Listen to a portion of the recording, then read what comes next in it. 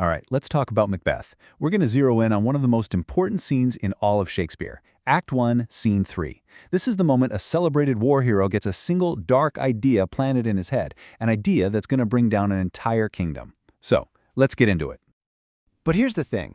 To really get why this scene hits so hard, you have to transport yourself back in time. We need to understand the world Shakespeare was writing for. And let me tell you, it was a world that was absolutely, genuinely terrified of witches. Which, brings up a really good question. I mean, Shakespeare could have started this play anywhere, right? With a huge battle, some dramatic court politics, anything. So why? Why kick off a massive royal tragedy with 3 creepy witches chanting on a battlefield? Well, the answer is just, it's brilliant. Turns out, Shakespeare was playing to a very, very specific audience. An audience of one, really. The brand new King of England, James I. And this king, he had a deep, personal, and seriously paranoid obsession with witchcraft. And look, this wasn't just some casual superstition. This was real. Get this. Back in 1589, the king's new bride is sailing to meet him, and a massive storm almost sinks her ship. James doesn't blame bad weather. Oh no, he blames witches. This paranoia kicks off the horrifying North Berwick witch trials. We're talking dozens of people, mostly women, rounded up and tortured until they confessed to the most bizarre, gruesome things you can imagine. Like they confessed to tossing a cat with human limbs tied to it into the sea just to whip up that storm. I mean, this was real, state-sponsored terror. And if you want to get inside the king's head, just listen to his own words. He literally wrote the book on witch hunting. It was called Demonology, and in it, he calls witchcraft high treason against God. So for him, and for everyone in Shakespeare's audience, witches weren't just characters in a spooky story. They were like demonic terrorists. Seeing them on stage would have been absolutely chilling. Okay, so with that absolutely terrifying context locked in, let's jump back to the play. Let's see how this very real cultural fear just explodes onto the stage when our hero, Macbeth, and his buddy Banquo run into the weird sisters. So this is it, Macbeth's very first line in the whole play. And you gotta remember what the witches just said in the first scene, fair is foul and foul is fair. It's this creepy, upside-down chant. And now here comes Macbeth, and his first words are almost a perfect echo. From his very first breath on stage, Shakespeare's tying him to them.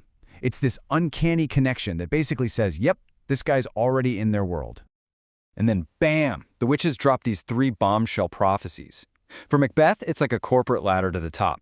He's already the Thane of Glamis, check, but they tell him he's going to be Thane of Cawdor, and then, the big one, King. But for his friend Banquo, the prophecies are just these weird riddles. Lesser than Macbeth and greater, not so happy, yet much happier. And the real kicker, his kids will be kings, but he won't. This mix of a clear path for one guy and total confusion for the other, that's the engine that's going to drive this whole tragedy right off a cliff. Okay, so here's where it gets really, really interesting. The prophecies are one thing, but the crucial part is how these 2 guys, these 2 war heroes, react. This moment right here, it tells us everything we need to know about who they really are. And wow, the contrast could not be more obvious. Macbeth is just hooked. He's awestruck, he's leaning in, he is totally fascinated by what they're saying. Banquo, on the other hand, he's having none of it. He is immediately skeptical, kind of disgusted, and just deeply unsettled by these creatures. You can hear it in Banquo's words here. He's basically giving the correct 17th century response. He sees them for what his culture believed them to be, unnatural, demonic things that just don't belong here. He's questioning their very existence, showing this really rational side that, well, his friend Macbeth seems to be missing entirely. And what's more, Banquo is the first one to notice the dangerous grip these words have on his friend. He looks over at Macbeth and sees that he's rapt, which means he's totally spellbound, like he's in a trance. It's almost like the witches aren't telling him something new. It's more like they're confirming a dark thought he already had hidden away. That little seed of ambition has found some very fertile ground, and it is already starting to grow. So now, let's go inside Macbeth's head for a minute. Because almost immediately, this prophecy starts to fester. It twists from this amazing what-if possibility into a truly poisonous, world-changing idea. And you can literally track his thought process right here. As soon as he gets the news that, hey, he is the new Thane of Cawdor, his mind just leaps ahead. The greatest is behind, he thinks, meaning only the crown is left. but then he's torn. Cannot be ill, cannot be good. That perfect balanced line shows you just how conflicted he is. But then comes the line that changes everything. My thought, whose murder yet is but fantastical. Whoa. The thought of killing the king just popped into his head, and that idea is so horrible, so unnatural that it literally breaks the rhythm of the poetry. Shakespeare's steady iambic pentameter, that dum-dum-dum-dum heartbeat of the verse, it just stumbles right there. It's a way of showing us just how monstrous this new ambition really is. Shakespeare even gives us a perfect metaphor for this uneasy feeling. Macbeth says his new title feels like borrowed robes. It's like he's wearing clothes that don't fit or that belong to someone else. This is what we call sartorial imagery, using clothing to explain a feeling. And it's all over this play. It suggests disguise and hiding and this nagging feeling that he's stepping into a role that isn't rightfully his. And all of this brings us to the central question of the entire play. A question that's born right here, in this one scene. What is really going on with our hero? So let's think about it for a second. On a scale of 1 to 10, how evil is Macbeth at this exact moment?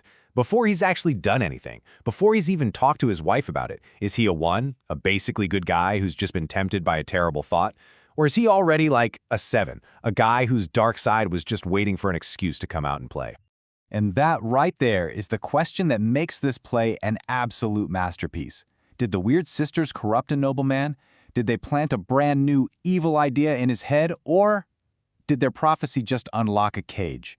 Did they simply give permission to a tyrant that was lurking inside Macbeth's heart all along? It's that ultimate battle between fate and free will, and it all kicks off with 3 strange prophecies on a dark and lonely field.